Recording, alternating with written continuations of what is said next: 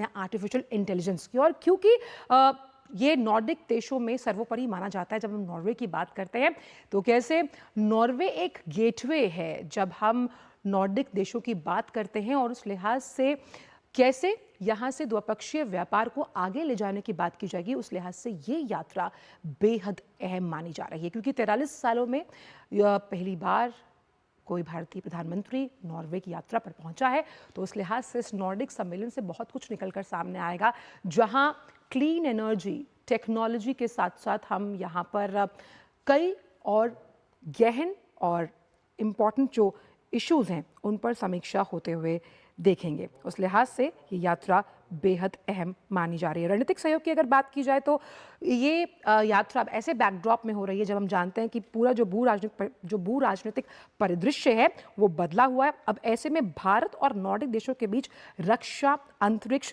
समुद्री सुरक्षा और साथ ही साथ जो आर्टिक इश्यूज हैं, किस तरह से उन मामलों में प्रगति और ऊष्मता और प्रगाढ़ता हम आते हुए देखेंगे। और सबसे अहम यहाँ पर यह है कि जो भारत और यूरोपीय मुक्त व्यापार संघ है उसके बीच जो व्यापार समझौता हुआ है, उसके बाद आर्थिक साझेदारी समझौता यानी कि TAPA, उस कैसे दोनों देशों के आर्थिक संबंधों को एक नई गति देता हुआ नजर आएगा। हरित ऊर्जा यानी कि जब हम ग्रीन एनर्जी की बात करते हैं और ब्लू इकोनॉमी जिसका जिक्र प्रधानमंत्री हमेशा करते हैं,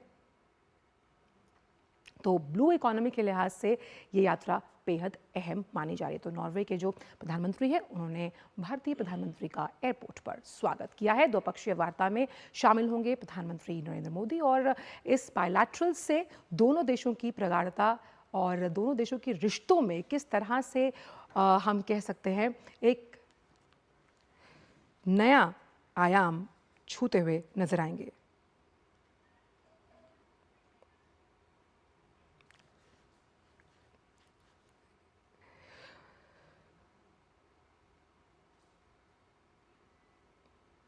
तो ये यात्रा बेहद अहम मानी जा रही है रणनीतिक लिहाज से, जहां पर हम क्लीन और ग्रीन एनर्जी के साथ साथ स्पेस सेक्टर में भी कई असीम संभावनाओं के आकाश देख रहे हैं। और यही वजह है कि इनोवेशन के साथ साथ कैसे नवोन्मेष, रिसर्च और डेवलपमेंट में नॉर्वे यहाँ पर एक अहम साझेदार के तौर पर भारत के साथ खड़ा हुआ नजर आएगा। और अर्थव्यवस्था को कई अलग अलग वो अनएक्सप्लोरेबल सेक्टर्स जिनसे कई संभावनाएं तलाशी जाती हैं, रोजगार के लिहाज से, स्टार्टअप्स के लिहाज से, क्योंकि प्रधानमंत्री ने जिस तरह से कहा भी कि तीसरा सबसे बड़ा स्टार्टअप इकोसिस्टम कौन है, वो भारत है। और भारत जब उभरता हुआ बाजार आपको ट्रेड, टेक्नोलॉजी के साथ साथ वो स्किल दे रहा है, और वो डेमोग्राफिक डिविडेंड के साथ कैसे आप रिफॉर्म, परफॉर्म और ट्रांसफॉर्म कर सकते हैं, ये वो नया भारत है। तो प्रधानमंत्री नॉर्वे पहुंच चुके हैं, जहां पर नॉर्वेनियन प्रधानमंत्री ने उनका स्वागत किया। भारत नॉर्डिक शिखर सम्मेलन कल है, और उस लिहाज से ये यात्रा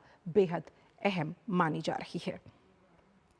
इसके साथ ही अगर हम देखें तो प्रधानमंत्री ने द्विपक्षीय वार्ता में जब वो शामिल होंगे तो इस बायलैटरल से बहुत कुछ निकलकर सामने आने की उम्मीद की जा रही है, जिसमें अगर हम देखें तो कैसे जो 2.73 बिलियन अमेरिकी डॉलर का द्विपक्षीय व्यापार है वो कैसे आगे बढ़ता हुआ नजर आएगा। और इसके साथ साथ सबसे अहम बात यह है कि जो ग्लोबल वेल्थ फंड है उसके जरिए कैसे नॉर्वे निवेश करेगा भारत में। आपको बताएं कि नॉर्वे का जो सॉवरेन वेल्थ फंड है वो दुनिया के सबसे बड़े सरकारी फंड्स में से एक है। अब ऐसे में भारत अपने इंफ्रास्ट्रक्चर और स्टार्टअप इकोसिस्टम के लिए इस फंड से भारी विदेशी निवेश आकर्षित करने पर लगातार जोर दे रहा है। और ऐसे में जो कई अलग अलग सेक्टर्स हैं, जब हम क्लीन एनर्जी और ग्रीन टेक्नोलॉजी की बात करते हैं, उस लिहाज से ये दौरा बेहद अहम माना जा रहा है। क्योंकि अगर हम बात करें ऑफशोर विंड एनर्जी, इस अनएक्सप्लोरेबल सेक्टर में भी नॉर्वे कैसे मददगार भारत के लिए साबित होगा,